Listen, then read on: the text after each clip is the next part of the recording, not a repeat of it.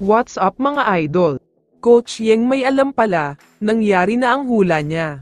Pero bago mo sana ipagpatuloy ang panonood mo, ay huwag mong kalimutan na mag-subscribe bilang suporta sa aking YouTube channel. Maraming salamat idol. May short update lang tayo sandali tungkol sa San Miguel Beermen, dahil kasalukuyan na sila ngayong nasa state of emergency, dahil nga hindi sila makahanap ng quality import, lahat ng mga import nila ay hindi gaanong magaling. Kung hindi ako nagkakamali, 3 beses na silang nagpalit ng import ngayong conference. Paalala ko lang na halos nasa kalagitnaan pa lang tayo ng Commissioner's Cup, kaya malaking problema talaga ito para sa kanila.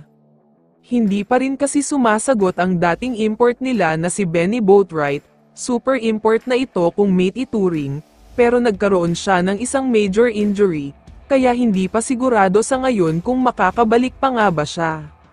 Samantala, talakayin na natin ngayon ang balita tungkol sa Hinebra.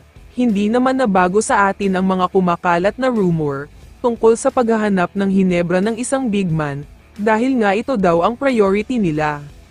Medyo injury prone na din kasi si Japeth, at ang iniisip ng Hinebra management ay kung paano kapag nagkaroon ulit siya ng injury, mukhang walang makakapalit sa kanya sa lineup nila, kaya naghahanap sila ng big man ngayon.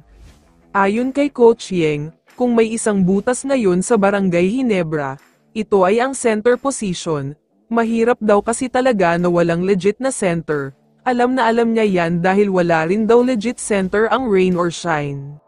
Maliban sa import, tanging si Belga at Dato lang ang big man nila, kaya naman alam ni Coach Yeng na nararamdaman ngayon ng Hinebra ang kakulangan sa big man, kaya ang hula niya ay maghahanap sila ng malaking player. Ayon kay Coach Yeng, hindi na daw siya magugulat kung magbabalik si Sistan sa Hinebra, dahil fit na fit daw talaga ang style of play niya sa triangle system ni Coach Tim. Ang problema lang naman ay ang naging dating away nila. Hindi na rin daw siya magugulat kung si Slaughter ang babalik para sa Hinebra, dahil nga iba pa rin talaga kapag may 7-footer sa ilalim. Isa daw sa 2 player na nabanggit ni Coach Yeng, ay siguradong babalik sa Hinebra.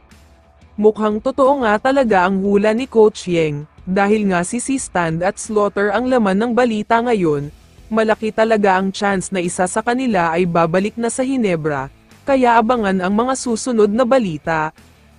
Kaya naman kung ikaw ang tatanungin idol, ano ang masasabi mo kina Greg at Sistan? I-comment mo naman ang sagot mo sa tanong na ito. So dito na nagtatapos ang video na ito. Maraming salamat sa pagsuporta at panonood mga idol. Ingat at bye-bye.